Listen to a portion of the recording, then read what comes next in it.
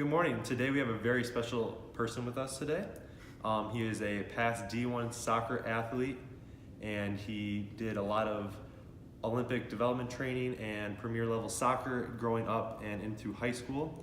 And today we're going to talk about youth burnouts, since that is a very hot topic right now in today's day and age, and something how you can prevent it and how you can go. So we're going to meet our guest, Mr. Greg Huson. Nice to meet you, sir. Yep. So tell us a little bit about yourself here. All right, so as you stated in your intro, I was a high-level soccer player growing up. I played at a D1 school, headed into college, and I love soccer and kept it going. Nice, very nice. So how did you prevent a burnout? And let me tell the people first here what a burnout is. So a burnout is when you start to feel a certain type of way about a sport that you usually have a passion for, but you're kind of getting tired of it, or you're not loving it as much as you used to, and you just kind of play too much of it, and you're not getting the same adrenaline and the true passion that you've used to have for it. So, but going into the question now, what did you do to prevent any burnout since you were a high-level athlete? Well, I mean, growing up, I always was in multiple sports. I played basketball in high school for a little bit, and I played lacrosse throughout my entire high school career. So I would play soccer through the summer. The fall season, I'd play for my high school with all my friends. Just loved the coach, loved the teammates. So that was a big part of it. I wanted to keep it fun. And then headed into the winter season, if I wasn't playing basketball, I would play indoor soccer and travel soccer and just keep touches on the ball. That was with my travel team. And then spring, I'd take the entire spring off and focus on lacrosse for the school season. Very nice. So what were some ways that you would prevent burning out? And if you ever have had the realm or the chance of feeling that you've been burned out, like what were some things that you would do? Well, I probably would say I didn't travel as much for soccer. I didn't go out of state a lot. I stayed pretty local with my travel teams when I'd play there, or high school. It was a lot of with my friends. I tried to keep it as fun as possible, try not to think of it as strictly soccer. I'd say the biggest thing is I was really focused on school too, so school was by far the first priority for me, so soccer was kind of second to that. So I never totally focused on soccer at one point in my life. Nice. So just a few tips on how to prevent a burnout. What would be your word of advice to younger athletes coming up? I think don't just focus on the one sport. Definitely play a few, have that break from the sport. I think that really helps, and you don't get tired of just the one sport doing the same thing over and over and over again. I think a good balance is what you really need. Yeah, for sure. All right, last question. How does goal setting help you to have a strong balance between school and extracurriculars, like hanging out with your friends or other clubs that you might want to be interested in? How do you create a goal and keep a balance? For sure. So for me, goal setting starts with school, as I mentioned. I was always high in academics. I always tried to focus on that first and foremost. So goals for me were like being top 10 in my grade. I really strived for that, and I was able to accomplish it. Other goals I had, soccer. I always wanted to be the best I could. I mean, I was a all-league player growing up in high school for soccer, and then just staying with that focus of being the best I could. I always tried to strive for small goals, whether that be assists or goals for the season. I'd try and hit those marks. And then with friends, definitely trying to hang out with them at least like once every week, outside of school. You definitely want to keep that in mind, and I usually achieve that. Good. Well, very nice. I appreciate you coming in and talking to us. Yep. We'll see you soon. Have a good one.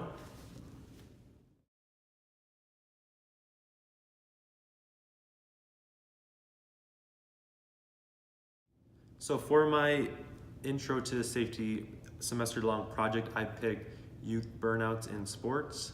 That was a pretty strong topic that I felt is necessary to talk about since I am a physical education and health major here at Brockport. And as an athlete now and in the past, it's definitely important to have an understanding of why we play and having a balance of having a good balance of school and sports and having fun with your friends.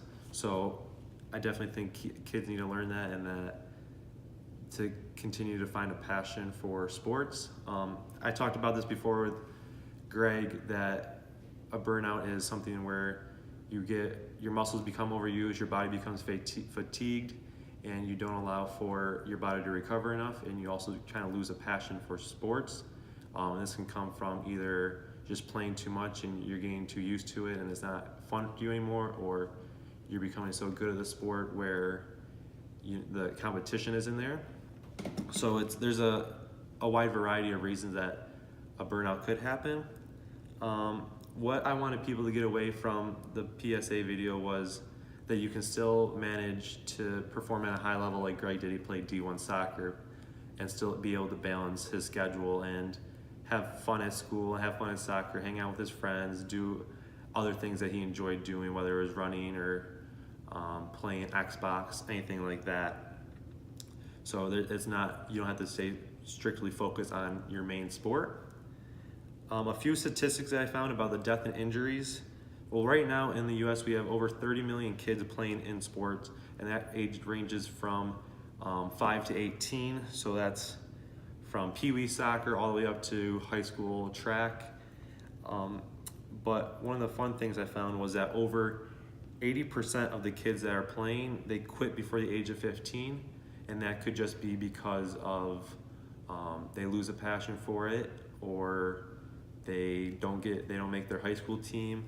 But 80% of all those kids are quitting sports, and that is a very big population in the US.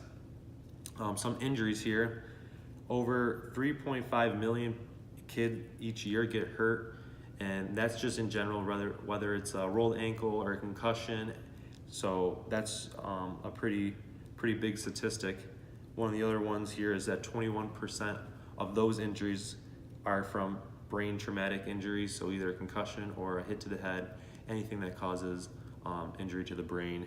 And then also another 60% of those injuries from the 3.5 million are due to overusage of muscles. So whether it's not stretching properly because you played 3 games already today, or not letting your muscles heal enough, not having proper strength because you're tired, anything of those natures. So, and then going into the 5 E's of the project. So the 5 E's are engineering, education, enforcement, economic incentives, or emergency response. So for each of those, engineering, we can definitely engineer better technology for the games, creating safer, whether it's headbands or maybe it's a ankle wrap, creating something like that. Enforcement, and that could really come from either the laws of the game or the laws of the league.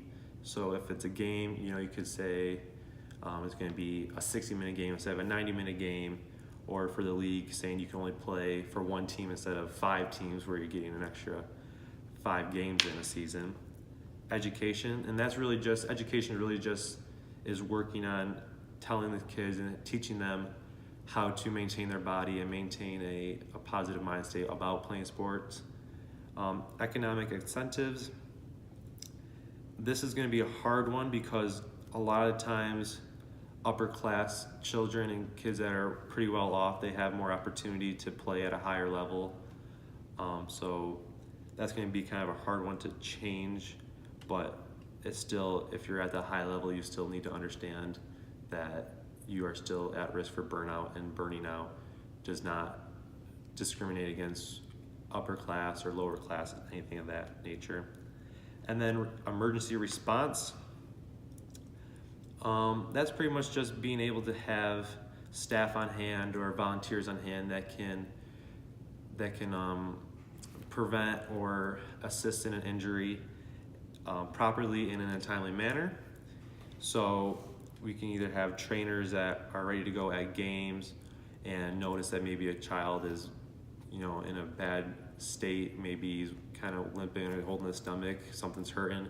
You know, the trainer can pull him out and get him in a better position and make him feel better. So the 3 sources that I found that definitely can hold some information, one of them is called activekids.org. that has a lot of information for parents and it's very easy to follow through.